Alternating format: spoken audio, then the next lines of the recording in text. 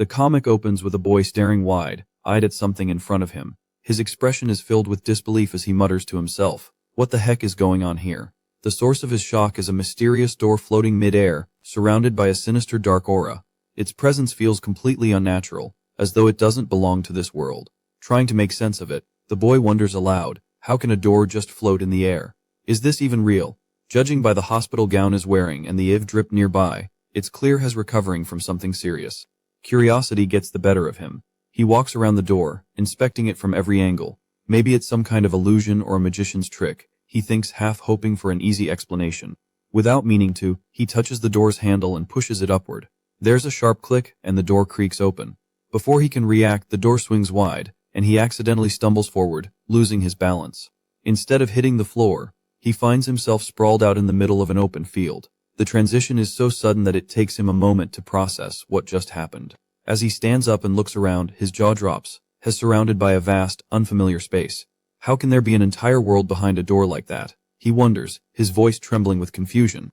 It's dark, and the distance is hard to make out. The eerie silence makes him uneasy. He shouts nervously, "Hello, is anyone there?" A faint sound breaks the quiet, a crunching noise, as if something is chewing.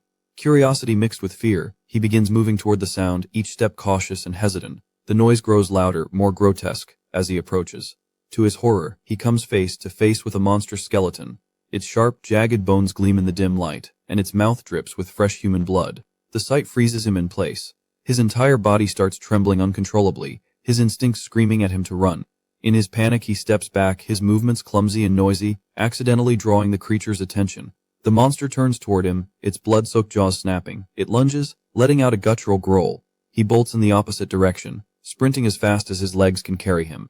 Barely making it back to the floating door, he leaps through and slams it shut behind him. He presses his back against the door, panting heavily, and mutters, "Sorry for interrupting you. Have a nice day, bye." He stumbles back to his hospital bed and collapses onto it, breathing hard. Holy crap, that world is insane. I just hope that thing doesn't follow me here.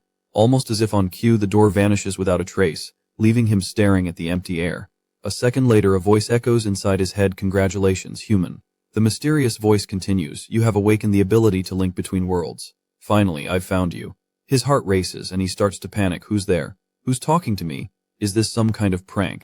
The voice responds calmly, "Do not panic. I am trapped in another world, and am communicating with you telepathically. Listen carefully, because this connection won't last long. If you value your life, follow my instructions exactly as I say." The voice instructs him, "First, open your bag. There's a strange-looking statue inside it. Find it." Confused, the boy blurts out, "What statue? How could there be a statue in my bag?" Despite his doubts, he starts rummaging through his belongings. He discovers the statue the mysterious voice mentioned, and to his shock, he realizes he had no prior knowledge of its existence, let alone how it ended up in his bag. The voice explains that the statue is cursed, known as the statue of the Wicked Ghost King. It reveals that someone intentionally placed it near him to unleash the curse, hoping to kill him, steal his soul, and ultimately destroy him. Miraculously, he survived, but the voice remains baffled as to how. The truth unravels: the body's original owner, a middle school student named David, had perished because of the curse. His soul was stolen, leaving an empty vessel. As the memories of the former owner surge into his mind, clarity strikes like a thunderbolt. David's original soul was utterly obliterated by the curse. At that very instant, the boy realizes his own death back on Earth from overwork. Somehow his soul had traversed worlds, arriving here. Now, he inhabits this body, seamlessly claiming control over it as if it were his own. The voice informs him that, when this deadly curse fails to claim a life, it bestows an extraordinary power instead. This power, the voice reveals, is the accumulation of countless years of stolen souls, a phenomenon almost incomprehensible in its scale and impact. The voice urges him to summon the door again. Confused, David hesitates and asks how he could possibly achieve such a feat. The voice responds, "You now possess the ability. Just focus on it, and the door will manifest." As these words are spoken, the statue in David's hand disintegrates into fine dust. The voice further explains that the door's appearance stems from a unique ability David has acquired, called the World Link. Suddenly, a translucent system panel materializes before David. It declares that, due to his courtesy while passing through the door earlier, he has earned the title of Polite Person. The Polite Person title, though a damaged gray-level title, comes with a subtle perk: being polite will slightly improve how others perceive him. Reading this, David remarks that the title resembles a passive skill from video games. The voice, growing weaker, warns him that whoever used the cursed statue against him will undoubtedly notice his survival. They are likely already on their way. In a panic, David tries to question the voice. Who are you really? Why are you helping me? The voice answers, revealing that the world David has stumbled into is called the Nightmare Realm. It is also where the voice has been imprisoned. Grow stronger, it urges. Venture into the depths of this realm, and set me free. When that time comes, I will reward you generously. Until then, do not die, take care of yourself. With that final command, the voice fades into silence. David mutters to himself, I've barely adapted to this body, and already someone's trying to kill me. Why? I searched through the previous owner's memory, she didn't seem to have any enemies. Who could possibly want him dead? Shaking off his unease, David resolves, forget it. First, I'll equip this title since I have no other way to defend myself. Then, I'll head through that door and see if I can obtain a new title or ability. Beyond the door lies a ghostly skeleton. David decides that if things spiral out of control, he'll retreat to the door, where he feels somewhat safe. Facing the skeleton directly is not an option, it's far too powerful. He resolves to negotiate, reasoning that the skeleton was once human and might retain some remnants of humanity. With the polite person title, maybe he'll have a decent chance, he thinks, bracing himself for the encounter. David activated the polite person title and introduced himself to the skeleton. Hello, my name is David, he offered. The skeleton, however, remained utterly still, silently observing him. It offered no reaction whatsoever. Seeing the skeleton's passive stance, David thought to himself, it seems like the polite person title is actually working. He then attempted to engage the skeleton in conversation once more. I apologize for interrupting your meal, David stammered, unsure of what exactly the skeleton was consuming. I just wanted to, make a friend, he added, a nervous tremor in his voice. As David continued, searching for the right words, the skeleton suddenly lunged, attacking him with surprising ferocity. David, though startled, managed to dodge the attack with a desperate scramble. He then darted towards the nearest doorway, adrenaline coursing through him. From the relative safety of the doorway, David called out to the skeleton. Do you really have to be so violent? He pleaded, his voice edged with fear. I just wanted to have a little chat, he added, bewildered by the creature's aggression. But the skeleton, unmoved by David's pleas, attacked again, its bony fingers reaching for him. David just barely managed to escape back through the portal, leaving the skeletal figure behind. The skeleton, enraged, slammed into the closing doorway, shattering the frame. Back in his own world, David collapsed onto his bed, heart pounding in his chest. That was close, he muttered, breathing heavily. I almost died, it seems like when the doorway breaks. It vanishes completely, he finished, a chilling realization dawning on him. And this lousy grade A title is practically useless. I need to acquire a new title and fast. He was suddenly interrupted by a system notification. Titles can only be obtained once per day, and you've already used your opportunity. You can try again tomorrow, the emotionless voice informed him. So I can't endlessly farm titles, David exclaimed, frustration building. If that skeleton keeps blocking the doorway, I won't be able to get a better title tomorrow. He panicked. And those assassins could come for me at any time. The thought sent shivers down his spine. I don't have any time to waste. He slammed his fist on the bed. It's now or never, he declared, steeling his resolve. Drawing upon his past life experience as a top-tier salesman, David gambled everything on one last attempt. He stepped back through the damaged doorway, bracing himself for another confrontation. Excuse me, he began, his voice surprisingly calm despite the imminent danger. I just wanted to apologize again for bothering you. This time he was determined to close the deal, no matter the cost. The skeleton, however, remained indifferent to his words, violently shattering the remains of the doorway and unleashing a chilling roar. It then proceeded to pulverize the remnants of the doorframe, reducing it to dust. As the skeleton continued its furious demolition, David, to its astonishment, appeared in another doorway nearby. This is pointless, David sighed, exasperated. The skeleton, seeing him again, was overcome with a mixture of irritation and shock. You can't eat me, David declared, a surge of desperate inspiration hitting him. I can travel freely between these two worlds, he explained, gesturing between the portal and his own reality. Why don't we try to resolve this disagreement peacefully? He proposed, trying to sound confident despite the tremor in his voice. The skeleton, however, lunged at David again, its bony hand a blur of motion. The doorway shattered under the force of the skeleton's attack. But David, anticipating the move, had already opened another portal beside him, stepping through it just as the first one collapsed. Reappearing a few feet away, he asked, Are you interested in listening now? A touch of exasperation colored his voice. This time, the skeleton didn't attack. It paused, then turned and began to lumber away, ignoring David completely. Hey, wait! Where are you going? David called after it, surprised by the sudden change in the creature's behavior. David pointed at the skeleton's damaged arm. I noticed you're injured, he observed, his salesman instincts kicking in. When you were consuming those individuals, I saw new bone growing from your arm. It seemed to be healing you. He continued, his voice gaining confidence, and it's not just your arm. Your skull, ribs, spine, they all look damaged. The skeleton stopped in its tracks, its empty sockets seeming to focus on David. It listened intently, its posture shifting from aggression to something resembling curiosity. David pulled out his phone, displaying images of various medications.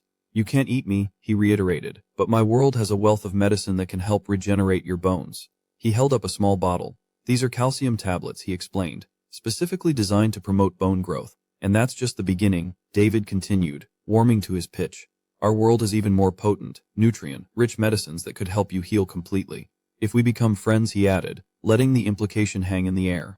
"I can get these for you." He sealed the deal with a confident smile. "In return," he added, "perhaps you could help me out from time to time." "What do you think of this idea?" he asked, gauging the skeleton's reaction. "So what do you say?" David pressed gently. "Do we have a deal?" He held his breath, hoping against hope. The skeleton extended its bony hand. A swirling mass of magical energy began to coalesce around its fingertips. David's heart sank. So, this idea didn't work after all, he thought, disappointment creeping into his voice. "I'll have to think of something else," he muttered to himself, his mind racing. He moved towards the portal, preparing to retreat. Just as he was about to step through, a soft ding echoed through the air. A strange magical contract materialized before him. Covered in an unfamiliar script, the symbols were completely unintelligible. David stared at the floating contract, bewildered.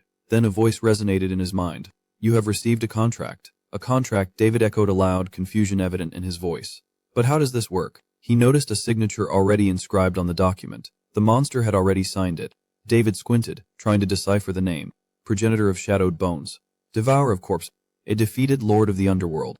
David stared at the titles, a mix of awe and terror washing over him. "Well," he began, his voice barely a whisper, "this changes things." David's eyes widen as he reads the monster's impressive credentials, each title more intimidating than the last. The list feels endless, filled with ominous names that hint at a dark and ancient power. He mutters under his breath, "What kind of name even is this?" Yet curiosity propels him to keep reading, unable to ignore the weight of the words before him.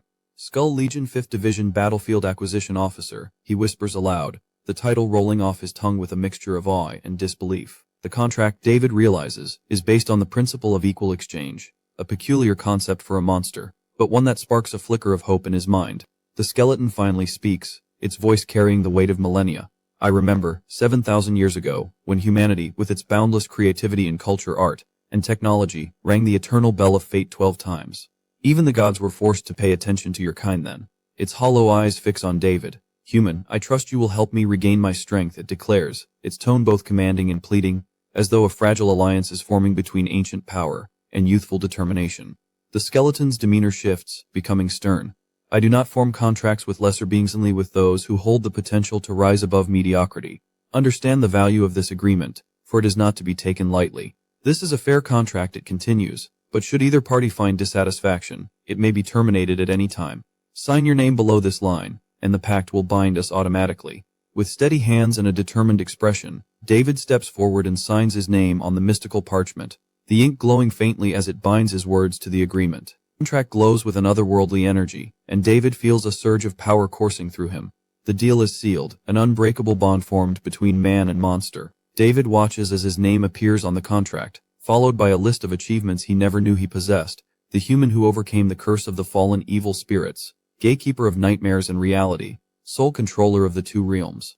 Reading the titles, David chuckles nervously. "I didn't realize I was such a big deal," he says, half jokingly, though the weight of his new responsibilities begins to sink in. The magical contract is complete. The air hums with a potent energy, marking the start of something monumental. The energy from the contract flows into both David and the monster, a tangible connection between them. The strange sensation leaves David momentarily breathless, as if their fates have become intertwined. The scene shifts, and David finds himself back home. His mother's voice cuts through the quiet, filled with concern. "David, you've just been released from the hospital. If you're feeling unwell, please tell us immediately. You should rest for a few days," she continues, handing him a warm tonic. "Drink this on an empty stomach, it'll help you feel better." David's father steps forward, offering him a bottle of calcium tablets, the very ones David had asked for earlier. Touched by their kindness, David thanks them, his voice tinged with gratitude. His mother smiles gently. "No need to thank us, son. Your health and safety mean everything to us." Suddenly, there's a knock at the door, interrupting his thoughts. Everyone turns to look puzzled. Who could it be at this hour? His mother wonders aloud. "We aren't expecting any visitors today." Opening the door reveals two police officers standing there. One of them steps forward, introducing himself formally. "We're from the East District Police Station. We've come to discuss the details of David's case." After a thorough investigation, The police officer explains that such incidents occur multiple times each year. He emphasizes that these events are completely unpredictable, and when they happen, we are left with no choice but to accept our fate, as there's nothing else we can do to change things once they've occurred. The officers seem to be visibly shaken by the situation. They explain that, fortunately, there is nothing more anyone can do.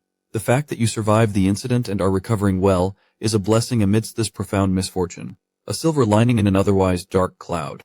David, however, disputes this explanation, thinking to himself that it can't be the truth. He wishes it were that simple, but he senses a deeper, more sinister truth lurking beneath the surface of what he's being told. The real David, in his mind, believes that he was not just an unfortunate victim, but was, in reality, killed by the curse, summoned by a monstrous force that completely devoured his soul, leaving him as a hollow shell of his former self. He now recognizes the terrifying ordeal he narrowly escaped. Filled with despair and profound unease, David laments that if something similar should occur again, everyone would be left to accept their fate, passively awaiting their demise, without any hope of intervention. He feels deeply troubled by the helplessness. Hearing this, the police officers fall silent, standing there motionless, their expressions reflecting a mixture of unease and contemplation.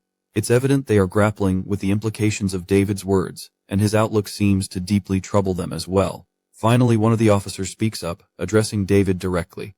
"I understand you are upset and frustrated," he says.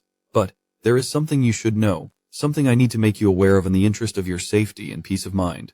The hospital where this incident took place has now been closed down," the officer states. "The decision was approved by the higher-ups, and no one will be allowed to enter that location from this point on. We want to assure you, to provide some comfort, that there won't be any more victims there from now on." David then notices the 3 stars on the officer's uniform, recognizing him as a sergeant. Impressed that he is so young, David replies, "Thank you for telling me this. I am just really worried. It feels like I am specifically being targeted." He expresses a deep concern that goes beyond a general feeling of misfortune. Upon hearing David's concerns, the sergeant counters, stating, "You're just a middle schooler with a small, simple social circle. We've investigated, and we haven't found anyone who harbors any known animosity towards you. We are sure that it must be just a string of bad luck." As the police officers begin to leave, they state, "We simply wanted to let you know this. We still have other duties to attend to, and we won't bother you any further." They leave him with this unsettling explanation, leaving more questions than answers. Watching the officers' expressions as they depart, David thought to himself, the curse from that wicked Ghost King statue must be incredibly powerful, that the police cannot effectively handle the situation, and that even the government seems to be struggling to deal with it. It was clear they were also afraid and wanted to be far away from all the complications. David thinks to himself and says, "But still, I'm just a middle schooler. Why would such a powerful cursed item be used against me? It does not make any logical sense." The deep level of confusion starts to creep in his mind. Suddenly, the 3-star sergeant, who had previously left, secretly returns to David. Surprised, David asks, "Sergeant, I thought you had left. What brings you back here?" He couldn't help but wonder what was so important that it brought the officer back after their formal discussion. The sergeant, extending a hand, offers David a personal card saying, "This is my card." David accepts it, a gesture of unexpected trust, and responds with a heartfelt thank you, a small sign of appreciation. Adjusting his cap, a subtle movement that suggested a hidden concern, the sergeant looks directly at David and said, "If anything feels off, or if you experience anything unusual, don't hesitate to call me directly, no matter what time it is." He was extending an offer of aid beyond what was considered the norm, and clearly stating his intention to be there for David. David nods in affirmation. On the card he sees the name Lou. A sense of relief washes over him as he thinks so. Not all the police force is useless after all, a glimmer of hope ignited by this unusual exchange with Sergeant Lou. David begins to ponder, can I really trust him? Can he actually be of help? He is clearly not following the protocols and has been kind enough to help me. If the police and the government are powerless, what can a single sergeant realistically achieve? The doubts resurface, casting a shadow over the earlier hope. Besides, David thinks a chilling realization dawning on him. The news about me being alive must have spread, and whoever is behind all this, they won't give up now. Solidifying his belief that he was not just a victim, but a direct target. David's mind races, and his thoughts turn to his family. What if they target my family? What if they try to harm them? The concern for his loved ones now took priority in his mind. "No, I cannot allow that to happen," David says with unwavering conviction. "I need to become stronger, no matter what it takes." This profound realization steels his resolve and fuels his determination to fight back and protect those he cherishes. He summons a doorway to another world, stepping into the unknown with his dad's carry bag clutched firmly in his hand, a comforting reminder of his past life. Yet now, his actions had a greater purpose. As he enters, A smile spreads across his face, a smile reminiscent of his previous life as a salesman, a disarming and unexpected sight in the surreal realm he had just entered. He was entering into a different dimension. Peering into the darkness, David calls out loudly, "Big Skelly, are you here?" His voice echoing through the unknown, a call to his unlikely companion in this strange new world. Hearing David's voice, the skeleton drops down from the ceiling, hanging upside down. David then states, "I brought the calcium tablets you wanted." A small gesture of kindness that highlights their unique relationship. In response, the skeleton points a bunny finger at the carry bag in David's hand, a gesture that is clear and unambiguous, indicating his interest in its contents, and the purpose behind their meeting. David pulls out the medicine, asking, "Is this what you wanted? You can have it," making his intentions clear that he had come here to trade. Suddenly, a magical energy surrounds them as a contract appears, summoned by the skeleton, binding their transaction in the language of magic and ensuring a fair exchange. A voice echoes around them. "The other party desires the tonic you possess," revealing the purpose behind this mysterious transaction. The offer has been made and now it's up to David, if he wants to agree to it. The other party, a battlefield acquisition officer, the giant skeleton, has chosen an item from his war spoils collection, a relic taken from an enemy soldier. He offers this in exchange for your tonic. This offer is the giant skeleton's end of the deal. The voice proceeds to explain the relic about to be exchanged. Low-tier nightmare crystal. This relic was crafted by the High Elves, once the giant skeleton's adversaries. It can directly instill knowledge, skills, techniques, or intel within the user. In the realm of nightmares, war is an eternal theme. All civilization and knowledge aim to enhance combat prowess. This was the perfect item for an exchange that will enhance combat prowess. David takes the crystal in his hand, his eyes widening with curiosity. A crystal that grants knowledge and skills. That sounds absolutely amazing. I will definitely learn this. His enthusiasm is palpable as he anticipates the power the crystal holds. Without hesitation, he snaps the crystal in half. An intense burst of green energy erupts and streams into David's body, an immediate and visceral transfer that indicated the commencement of learning. A notification appears in his vision from the system. "You have learned Moonlit Deerwalk." It explains, Moonlit Deerwalk is a primary movement technique used by elven soldiers. The system seems to be an intelligent aid that allows him to track his progress. The notification continues. "The undead and the elves have been at war for thousands of years, and the elves created this technique specifically to counter the undead," providing the historical context of the technique he just learned. This technique teaches users to use mana energy to evade, dash, and sidestep. The system notification concludes, outlining the specific movements the new technique enables, an advancement that seemed crucial for his survival. David feels a surge of elation as he thinks, "I never imagined I'd trade some tonics for an elven movement technique. At least now, I have something to defend myself against enemies," a feeling of empowerment that makes him more confident in dealing with the present threats. Suddenly, the skeleton begins to use its magic, causing all the tonics in the bag to float in the air, an act that seems to show the skeleton's power and readiness to complete their contract. The tonics then fly directly into the skeleton's hand, after which the skeleton begins to retreat slowly into the shadows, an exit that adds to its aura of mystery and mystique. Once completely submerged in the darkness, the sounds of the skeleton consuming the tonics fill the room. It seemed to be quite delighted at the transaction they just completed and enjoying his hard-earned spoils. Witnessing this, David exclaims, "What? Are you hiding in the dark? Seriously? We signed a contract, so what's with all the secret, mysterious stuff?" David expresses his bewilderment and curiosity at the skeleton's strange mannerisms. "Whatever," David sighs. "Mom and Dad will be back soon, and I need to practice the Moonlit Deerwalk technique, so I'm out of here." He seemed ready to practice his newly acquired skill and to move forward from this experience. Just as he is about to leave, a notification from the system appears. To learn the first form of evasion for Moonlit Deerwalk, you will need 3 agility points. The system then begins to assess his physical attributes, an act that highlights the structured and systematic nature of his magical training. David finds that he only has 2 agility points available, and he needs 1 more point to learn evasion. He ponders, "This is just like a video game, but how will I increase my agility points?" David thinks as he is reminded of how structured and difficult this new form of training can be, just like a video game. As David heads toward his bed, a voice from behind says, "So you're really alive after all. But how is that even possible?" The tone of the voice is quite menacing and full of hate. Turning around, David sees an assassin hanging outside his window, an unexpected threat that shatters the relative peace and tranquility of his room. The assassin then says, "Now let's see what you're made of, that even the curse couldn't kill you," revealing a sense of curiosity to know how exactly he survived such a terrible situation. A voice calls out from behind the door, "Chen, are you okay? It's me.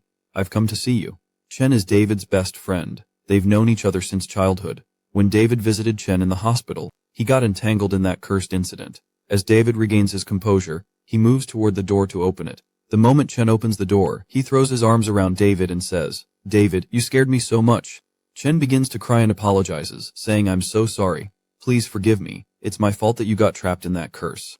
Just then, David's mom arrives and gently reassures Chen, "It wasn't your fault." David adds, "It was just my bad luck. You don't have to worry. I'm fine now."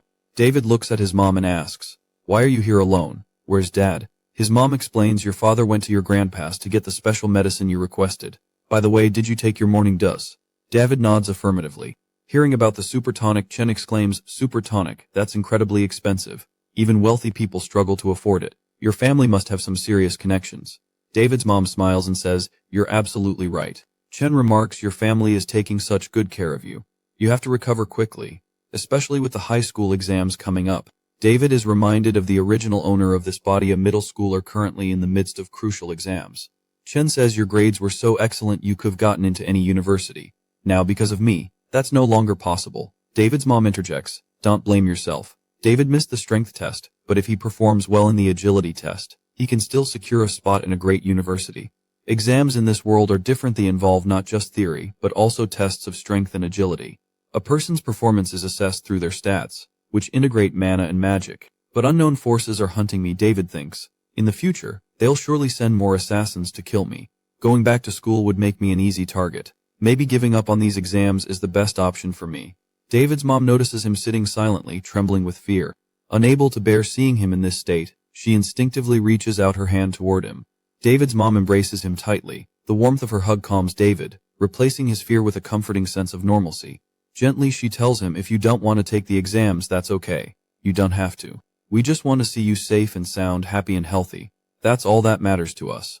David realizes that fear won't change anything. He thinks to himself, "I need to protect my family. From now on, this is my family." Suddenly a surge of energy fills David. With a renewed determination, he smiles and says, "Mom, you know how strong I am. You don't need to worry." Seeing David's spirits lifted, his mom feels a wave of relief and happiness. Inwardly, David debates whether to tell his mom is skipping the exams. He knows it would upset her, so he decides against it and confidently declares, "Mom, I'm going back to school tomorrow." David recalls memories of his family and their importance. His grandfather and the extended family hold significant, mysterious connections, making them crucial figures. However, his parents have always maintained a strained relationship with his grandfather and refused any of his help. They've lived self-sufficiently, without luxury but with integrity, which is more than enough for David. Knowing his parents can afford the super tonic, David deduces something shocking. They must have swallowed their pride and asked his grandfather for help, begging for the tonic. But to them, their son David is already gone. "I can't let their efforts go to waste," David resolves. Soon after, he and Chen sit down to share a meal together. The scene shifts to the next morning, and we see David's school for the first time. At school, David notices his books on subjects like body mechanics, introduction to psychic energy and strength training. He marvels at how unique and entirely different this world's curriculum is. The bustling schoolyard filled with students reassures David. He thinks, with so many people around, no assassin would dare attack me here. If I get into a top university, it'll have powerful teachers who could protect me in emergencies. A boy approaches David saying, "David, Selena wants to see you." She's waiting in the school hall. Confused, David wonders, "Selena, why is she calling me now?" As David steps out of the classroom, memories flood in. Selena was a childhood friend of the original body's owner, always nagging him to study. When David reaches her, he asks, "What's this about? Why did you call me?" Selena responds, "I heard you're back for the exams. I did great in the first ones and I'm confident I'll ace the rest. With that, I'm definitely getting into a top university." David congratulates her, but his polite words fail to make Selena happy. She pulls a sad expression and says, "I just wanted to tell you that you shouldn't come looking for me anymore. Stop chasing me." The gathered students burst into laughter, whispering, "This is juicy gossip," and hurry, the school beauty is dumping David in public. Selena doesn't stop there. "David, from now on, we're going our separate ways. We belong to different worlds now. Eventually we'll run out of things to talk about, but we can still remain good friends. I've even deleted your contact. I hope you live a good life from now on." David thinks, "I missed one exam, and here you are twisting the knife." David replies sharply, "As far as I remember, you were the one bothering me in class. I never chased after you, and I don't want to be your friend. With exams coming up, stop wasting my time and let me focus on studying." The other students murmur. When David topped the class, Selena was always tailing him. But after he missed one exam, she's humiliating him publicly. She's totally crazy. Hearing these comments, Selena begins to cry. Her friend intervenes, saying, David, do you realize how many gifts Selena gave you? And now you're talking about her like this. You're such a disappointment. Selena looks at David with tearful eyes, saying, I thought we were good friends. David, unfazed, realizes her tears are fake, a ploy to make him look bad. He thinks, she clearly doesn't know about my top-tier negotiation skills from my previous life. David replies coldly, Selena, yes, I accepted your gifts, but that doesn't mean I accepted you. Gifts don't equate to obligations. The students cheer. Well said, David. Fight fire with fire. David starts to walk away, adding, if you truly care about me, stop trying to tie me down with gifts. I have every right to find someone who's a better match for me. I've said all I need to say. If you want your gifts back, I'll pay you for them. But don't ever think we're still friends. Selena's friend shouts angrily, David, you're such a huge jerk. You're the absolute worst. The other students start siding with her, chiming in, David, Selena was head over heels for you, practically obsessed. And this is how you treat her. Do you think being top of the class gives you the right to dump her whenever you please? Selena, realizing the situation is spiraling out of her control, begins to panic. Everyone thinks David dumped me now, she reflects, but I came here to dump him and humiliate him. My reputation is ruined across the entire school. Just then, Selena's friend Victor storms onto the scene, glaring at David. Hold it right there, he demands. Victor's voice booms, who gave you permission to leave? You're not going anywhere until I say so. David looks at him calmly and says, oh, it's you, Victor, the third-ranked student in class. Class is about to start, so step aside and let me through. Victor sneers, David, you've been absent for days, so you probably don't know this have gotten a lot stronger since last time. You're no longer the top student. If you don't want to leave here with broken bones, you'd better apologize to Selena immediately.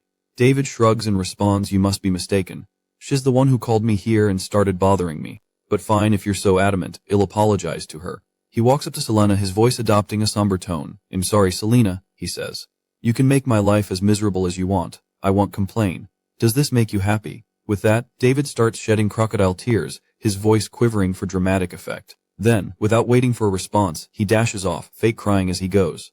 The students are left speechless, their jaws practically hitting the floor. Victor, Selena, and her friend just stand there, stunned.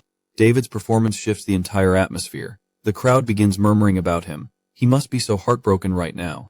Selena, realizing her ploy has backfired, calls out after him desperately, wait, David, I wasn't forcing you. Don't listen to Victor. Selena's mind races, confused and flustered. What is even happening? How is David playing me at my own game? How did everything go so wrong? Meanwhile, Victor clenches his fists, thinking, I came here to support Selena. But this guy has ruined everything. He shouts, David, you punk. I'm going to teach you a lesson. He lunges forward, aiming a punch at David. Just as Victor is about to throw a punch at David, David notices the attack in the nick of time.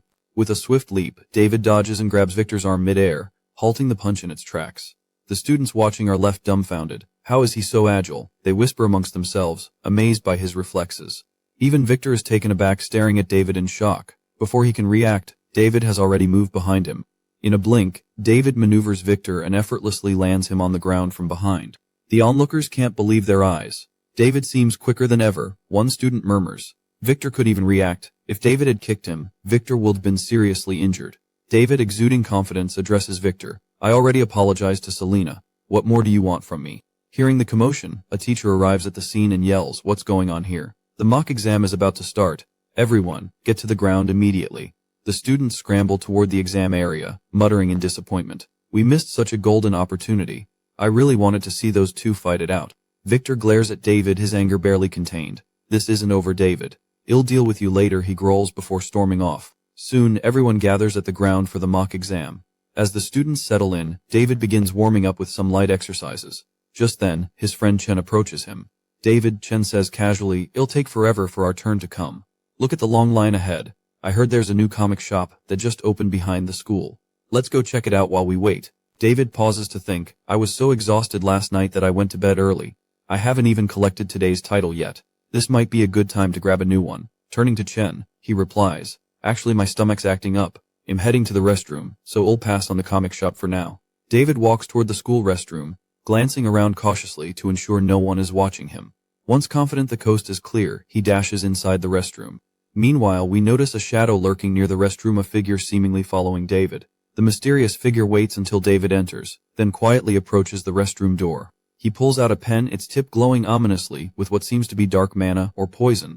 Determined to eliminate David, the figure steps inside the restroom ready to strike. However, as he begins searching, An eerie silence greets him. There's no sound or sign of anyone inside. He opens every stall door, puzzled. Where could he have gone? He just came in here, he mutters, growing increasingly agitated. Meanwhile, David has transformed into his elf form and stepped through a hidden magical doorway, entering the nightmare realm. In this surreal, haunting dimension, he calls out, "Big Skelly, are you here?" As he steps forward, his foot hits something metallic. He picks it up, a pistol. "This must belong to that assassin from last time," he remarks. Inspecting the weapon, he notices it's fully loaded. "At least I've got something to defend myself in the elf territory now," he thinks, relieved. David wonders aloud, where did Big Skelly disappear to? No use wasting time. I should head to the elf territory. He activates a teleportation item, forming a glowing teleportation circle beneath his feet. Suddenly, the voice of the skeleton undead echoes through the realm. The skeleton says, "Take this with you," as a dark energy orb materializes in David's hand. "This is a token," the skeleton explains. David begins to ask a question, but before he can finish, bursts of energy erupt around him. In an instant, David is teleported away, vanishing as the magical energies engulf him. David finds himself teleported into a dense forest, unlike anything he's ever seen before. Rubbing his temples, he mutters, "My head's spinning. Did the teleportation work? Is this the Elvis territory?" He looks at the powder in his hand and wonders aloud, "Why did he give me this powder? And what am I supposed to do with it?" Suddenly, a voice from behind calls out, "Who's there?" David turns to find 3 individuals approaching him. Dressed like elves, they carry swords and shields and address him. "Fern, what are you doing here?" Hearing the name Fern, David thinks, "Who on earth is Fern?" One of the elves remarks, "So, you finally made it." Another adds, "We thought you'd never show up, and we're ready to declare this mission a failure." Assessing the situation, David replies, "Yeah, I got delayed." Meanwhile, he notices that all of them are wearing pale shadow crowns, realizing these aren't elves. Their leader says, "Regardless, we've gained the trust of this elf tribe. They think we're heroic soldiers returned from the battlefield. Tonight, we'll kill the elf chief and steal their treasures." Feigning excitement, David says, "Of course, my hands are itching already." As he adjusts the pale shadow crown on his head, the others scream, "Don't touch it, idiot. You can take that item off your head." David replies nonchalantly, "I was just adjusting it." Their leader warns, "If we're exposed as undead here, it's over for us." This revelation confirms David's suspicion that they are undead monsters. David assures them, "Don't worry. Nothing goes wrong when Fern is on the job." The leader retorts, "Let's hope you keep that confidence." They rush off, urging, "Hurry up. We're already late. We can't waste more time." David follows them, struggling to keep up despite using all his speed. He thinks these undead are insanely fast. By nightfall, they reach a large mansion. One of the group explains to David, "To enter this village, we'll need the chief's permission. Your job is to show him your badge." They then add, "And you'll assassinate the elf chief. We'll handle the rest outside. Honestly, your task is the easiest." Hearing this, David thinks, "I'm already exhausted from running, and now they want me to kill the chief. This is ridiculous." Nervous, he asks, "Do I really have to kill the chief?" They glare at him angrily, snapping, "Do you have a problem with that? Are you backing out?" Feigning bravado, David declares, "Back out. Never. My blade is already thirsty for the chief's blood. I'll finish this in no time." Satisfied with his response, they say, "Good." David thinks, "If I hadn't said that, these undead would have killed me right here." David mutters to himself, "This feels like a complete suicide mission." Soon, they reach the village gates. One of the undead says, "This is our companion. Let him in." Seeing David's silver medal, the gate guard remarks, "Open the gates. This soldier has returned from the front line." The guard gestures to both of them, "Come with me to meet the chief," and they follow him inside. They ascend the mansion's steps. The grand structure is breathtaking, surrounded by lush greenery. On the way, David notices a girl and a woman, who bow in respect, mistaking him for a frontline soldier. The little girl excitedly exclaims, "Welcome back, brave warrior!" As they enter the mansion, David's eyes catch sight of the maids, whose beauty and grace appear almost otherworldly, leaving him momentarily distracted. The guard informs him, "You can go in. The chief has been expecting you. He knew you would arrive." The other 3 undead say, "Go meet the chief. We'll stay here." David thinks to himself, "Or are they just making sure I don't run away?" Aloud, he replies, "Fine." As he walks in, David mutters, "Great. Now I'm stuck in the middle of this undead versus elves feud." David steps into the room and the door closes behind him. He starts scanning the room, searching for the chief. Ahead he spots the elf chief standing by a window, engrossed in a book. Noticing David, the chief closes his book and turns to face him. The chief welcomes him, "Welcome. Are you one of the soldiers who returned from the front line?" At that moment, David receives a system notification. "Due to your magical durability, you can analyze titles of others, allowing you to see their designations." David begins analyzing the elf chief's titles, and what he discovers leaves him stunned. The chief possesses numerous high-level, unknown titles such as Spirit of the Myriad Forests, Heir to the Ancient Tree Throne, Nature's Mighty Lord, Grandmaster of Arcane Arts, Guardian of the Nightmare Realm, one of the 5 world heads. Seeing these, David whispers, "This elf chief is so powerful he could crush me effortlessly without even moving. And what do I have? A damaged bronze level title that's utterly useless. How naive I was to think I could handle this.